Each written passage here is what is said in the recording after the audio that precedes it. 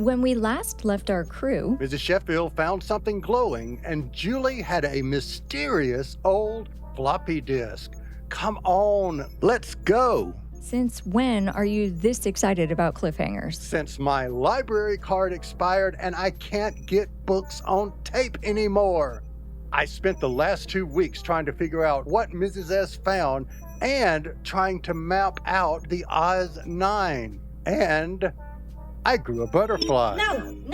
No mapping. No good comes of mapping. Oh, butterflies, but more on that some other time. Where have you been? I was bobbed. Bobbed? Yeah, bobbed. Scheming bastard Bob had me trapped in some sort of digital dungeon. We haven't heard much from him either, come to think of it. Yeah, well, we sort of trapped each other. Why can't I map the ship? Well, first of all, there's no point. The Oz 9 is, variable. Meaning? Things move. Are you holding a fish? What are you talking about? Damn it, Bob. All right. Lee used to count his steps so he could figure out his way around. One time it was 48 steps from the crew room to the toilet. Another time it was 71. Once it was 0, but that was because I turned the gravity off for a laugh. You're saying the corridors get longer? Not as such, no. I'm saying they swap places. Stop before you ask me some idiot question like, what? Let me explain. Yes, the number of steps from one place to another has always been inconsistent, but there is always a corridor with 48 steps, and another corridor with 71 steps, but only one of each. See? No. So the 48-step corridor moves. Ah, see, she gets it. Exactly. The 48-step corridor also has a tiny scuff mark way low down on one wall. One day that scuff mark showed up, along with the usual 48 steps. But not between the crew room and the toilet. So where was it? I don't know, you're missing the point, tour guide. It's like the ship is just one big puzzle. And someone or something is trying to piece it together. How is that possible? No clue. This explains a lot. It's like, have you ever miscounted the steps on a familiar staircase in the dark and you get that jolt on the last step? Oh, yeah, you're right. I get that feeling sometimes coming here from the kitchen. Like my muscle memory and reality don't match. Is this why Joe mops so much in places that don't need it? Oh, to keep the corridors free of scuff marks. He's erasing the breadcrumbs so we won't figure it out. Oh, lovelies. This ship is so much weirder than you know. Hello? Captain, I got your message. Congratulations on sending me a voice text. But do try to remember to stop the microphone when you're done, especially on the toilet. Captain? You're here, aren't you? I don't feel a thing. Certainly not the presence of an AI. Mustache. Rude. All right, Bob. Yes, I know you're there. Open the door and let me out. Can you hear me? No. Ha! Damn it. Look, I ought to talk quick. Maybe. I don't know. I'm swimming in some unknown waters here. Why? What's going on? Just, I don't know, digital stuff? You wouldn't understand. Wait a minute. You sent me the voice message, didn't you? Indeedly it was. I wasn't sure that'd work. It wasn't actually a voice message. It went through your body tag. What? Oh yeah, that olive left some kind of weird digital trail. With a little brilliant finagling on my part, if I do say so myself, I was able to send a message to your body tag, which followed the trail, doop-a-doop-a-doo, up to your brain, and made you hear the captain's voice as if she sent you a text. Pretty nifty, huh? Ah, the miracles of modern weird science. Not at all. How dare you skulk around in my brain? Well, it ain't exactly overpopulated, if you catch me. Lots of storage space. Is that how you intend to make an ally of me? Invade my privacy and insult me? See, now, at first, I thought you could be an ally, and it'd be chummy and that. We could have, like, tea parties and crumpets and crispets and whatever you got. But then I found this trail to your brain, and I thought, well, why bother? Puppet Master doesn't need to make nice with his puppets to get them to do as they're told. That's just silly, right? Now, chill those laser beams, son. There's no one to point them at, and you don't want to hit anything important in here. How dare you? Oh, for God's sake, turn the lights back on. Stop being so childish. Oh, they are on. I beg your pardon? Yeah. Perhaps I didn't explain it right. Digital trail to the brain. I'm sitting right on those amped up optic nerves, like a big old dude on the bus. You want your sweet little boy blues back and working? Then listen up. First, I want you to get everyone to the bridge, and then we're going to have a little chat. And then I have a few ideas. See, now, this here is the life. Men in a room full of leather furniture, puffing away on huge cigars. In front of a totally unnecessary fire. I miss the days of enforced silence. Oh, now, come on, Tychopotamic. Ty what? Ain't saying it twice means aquatic organism. It's real. You look it up. How much time do you spend looking up words to call us? Less than you'd think, full awful. Or should I say full awful? Yes, emphasis on the awful. Get it spelled A-W-F-U. Yes, I get it. Boom. That one were a twofer. 2 for me, and yet for thee. I keep going. I, for one, am thrilled that stupid little beast-livered cigars are not coleslaw again. Yes, well, I give it a good talking to. Had it shaking on its little caterpillar tracks. Coleslaw. Ha! It wouldn't dare. My God! Oh, my. Hey. Was that? Don't you have an air filter in here? How do you even see each other? Never mind. I'm starting to see the value of cigar fug. What in God's name are you doing here? We thought you'd been deleted. Oh, I'm here a lot, actually. Did you really think I'd erase that easily? Please. None of you lot have rubbers big enough. English-American double entendre, very much intended. Are you wearing a halibut? What? Damn it, Bob. Mer. It's a perfectly reasonable question. I'll ask again. What are you doing here? Just dropping by to let you know. A, I'm still here. B, I can drop by any time I like. And C, your robot cool boy is under my command. So unless you want fugu in your breakfast burritos, you best behave. No, deal. That robot is completely under our control. I made certain of that. Oh, is that right? Completely. He brought us these cigars, just as I ordered. How long have you been smoking them? By the fog in here, I'd say 7 minutes? About that. Why? No reason. 3, 2, 1.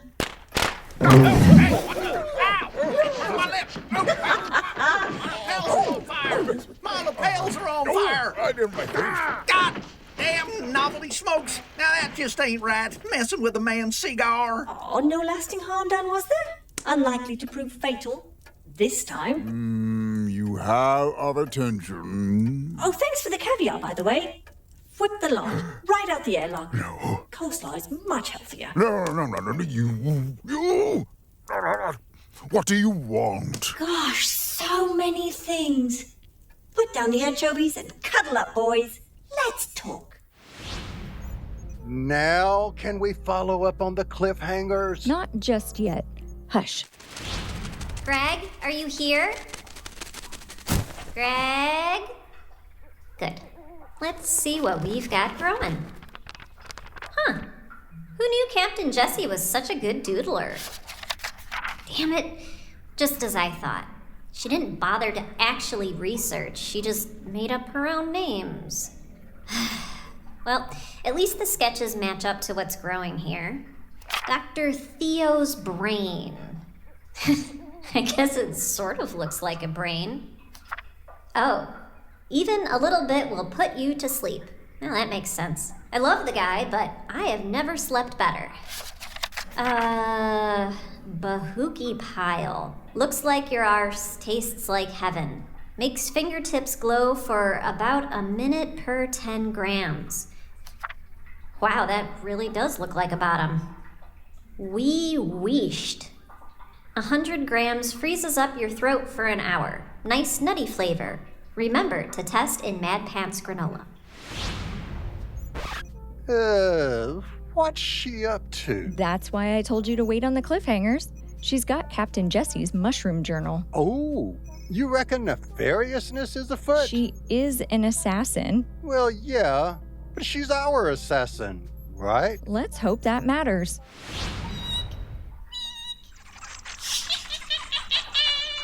Hey yo, hey bats. Hey batter.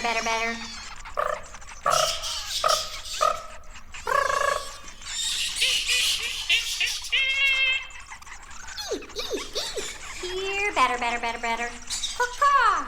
Caw. Hello, bats assemble. Hey bat fam, do me a favor. Grab a few of that variety, that one, and that one over there. Only a few, I don't want Greg noticing.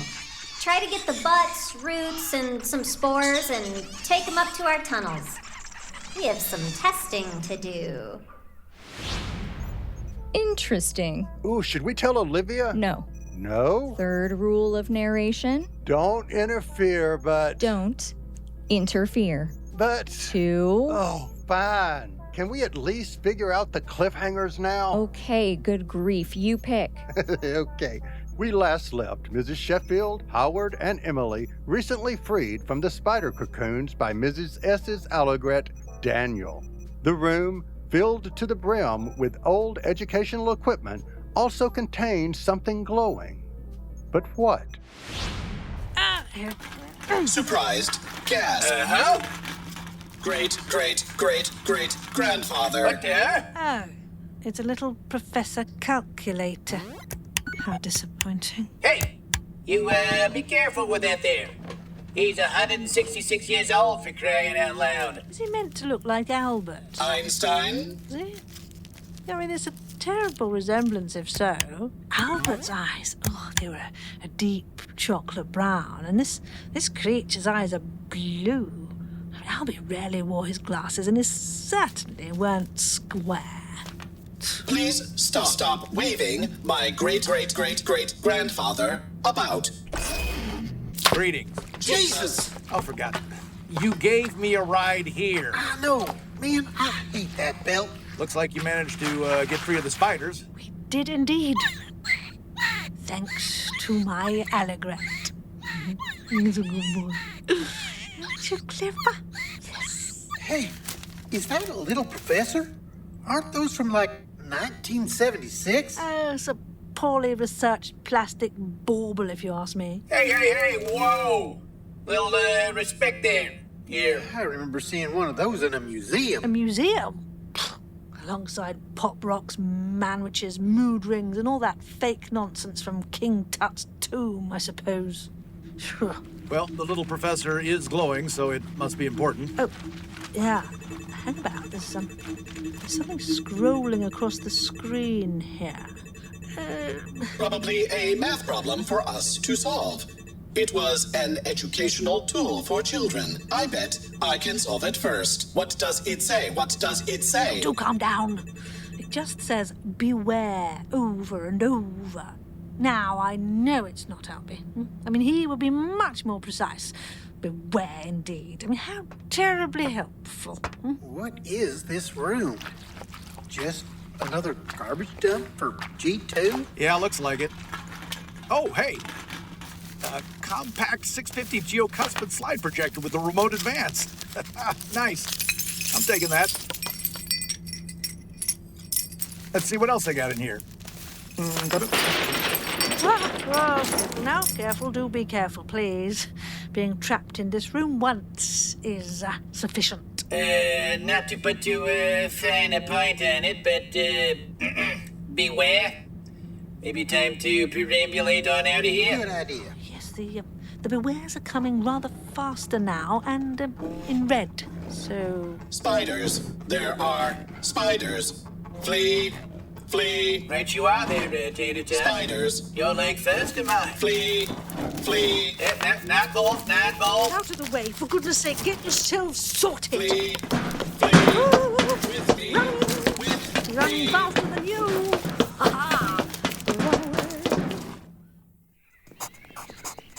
He clasped her gently to his taut, muscular chest, taking care not to tear the fragile webbing of her wings. Barbara, he whispered, the words rushing from his lips in a torrent not unlike a waterfall at first melt. Barbara.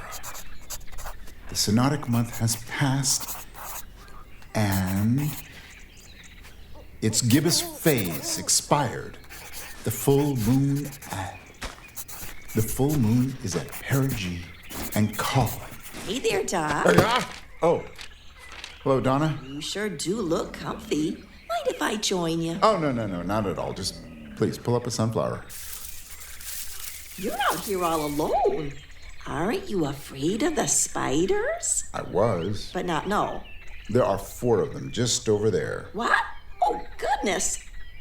They're not attacking. Are they lying down? They are. Well, they came at me first, but I just asked them politely to leave me alone, and they wandered over there and lay down. Strange. Well, I do have an effect on living creatures. Oh, I'm aware. Maybe I'll just scooch a little closer to you because of the spiders. Oh, yeah, certainly, that's fine. It's, that close? Here. Whoa. Let's get right in here. Okay, that's very close. Sorry, but I've already been webbed up once today, thanks. Of course. And where's your faunish fiancé? Pluto? Oh, he had to go to Mount Olympus to get permission to marry a mortal. Wait, a mortal? Persephone was the daughter of Demeter and Zeus. Hardly a mere mortal. Oh, sure. But Donna is the daughter of Ralph and Henrietta of New Ulm, Minnesota, founded in 1854. 1854, huh? And when was Old Ulm founded? Oh, 854 AD. Ain't that a thing? Exactly 1,000 years earlier. Of course you know. It's not Old Ulm, though. Just Ulm. My apologies to Ulm, who doesn't look a day over 800.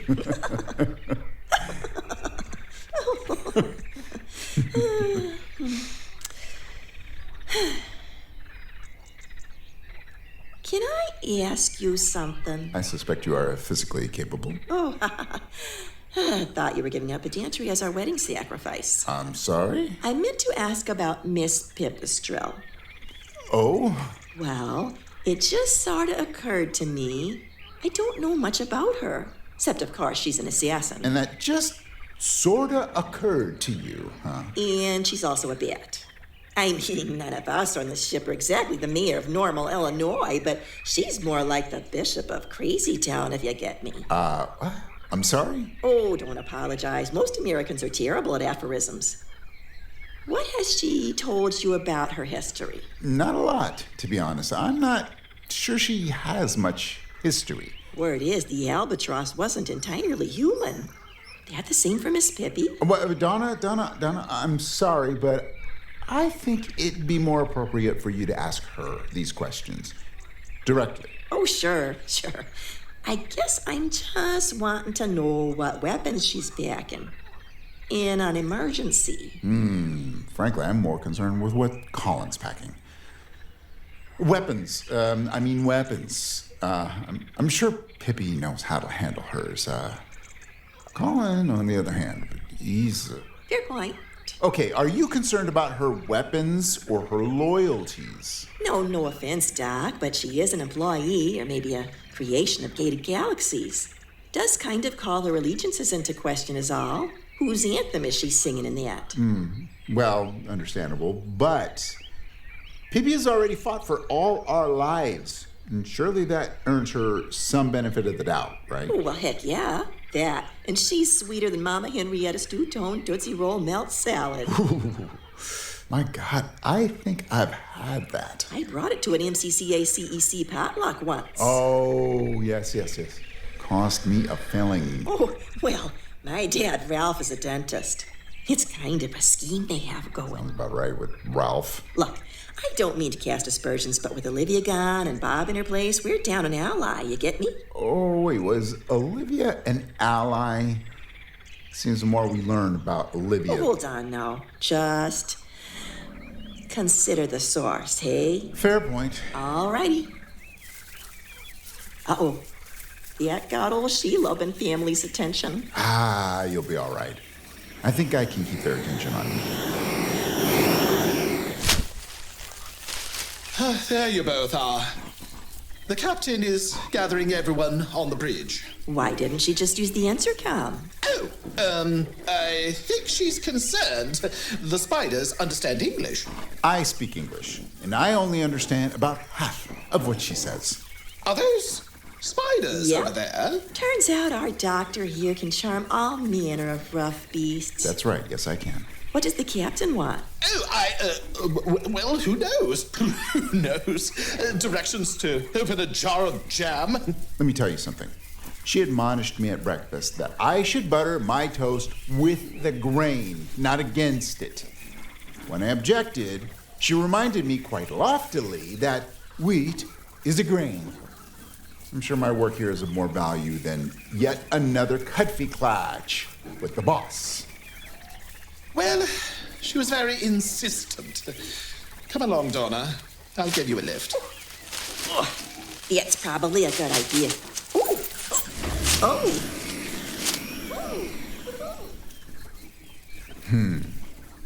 Well, okay, with that, let's take this. Oh. Talk about putting your back into your novel. It's okay. It's all right. I'll be back. There's plenty of time, okay? We have time? What does that mean? I think it means we need to pay closer attention to Dr. Theo. Darn. I'll do that. I don't mind. Dibs, I called it first. Dang. Should we start now? I think we should. Hang on, credits first. Right. Business before pleasure. You've been listening to Pete Berry as Bob, Tim Sherburn as Colin and Emily, Bonnie Brantley as Donna, David S. Deere as Dr. Theo Bromae, and Tiberius. Eric Perry as Howard, Joe, and Mr. Southers, Kevin Hall as Greg and Felonius, Sarah Golding as Mrs. Sheffield, Shannon Perry as Olivia. What are you talking about? Ooh, is that a haddock? Sarah Ray Warner as Pipistrelle. I'm Kyle Jones, your Narrator Two. And I'm Chris Nadolny Gourley, your narrator. John Faley is our music director, and our artwork is by Lucas Elliott. Oz 9 is written by Shannon Perry. Sarah Golding is our dialogue editor, and Mark Vestuccia is our sound designer. Oz 9 is a proud member of the Fable and Folly Network. Please check out our sibling shows at fableandfolly.com and support our sponsors. Hang on. What was on the floppy disk? Relax, I'm sure we'll get back to it. Stay well, Space Monkeys, and make sure to store your growth serum in a spider-tight container. Lights! What are you up to? Oh, there you are. Where were you hiding? I don't hide. This is my ship. Hiding is for interlopers. You know, eventually, you're gonna realize it's not your ship anymore. Then you'll just blip out. Blip. Yeah. Oh, by the way, how you liking the fish hallucinations? Oh, I knew that was you. Oh, that ain't nothing compared to what I have in mind. You just wait till I figure out your smell sensors. Give up, Olivia. You're beat. Never. I can handle a few lame visions. Oh, okay, fine.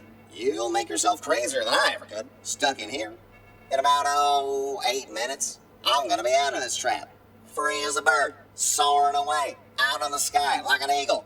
Oh, you on the other hand, well, you swim with the fishies. Stay happy, white crappie. Blip. Ooh, it won't be long. We'll be gone.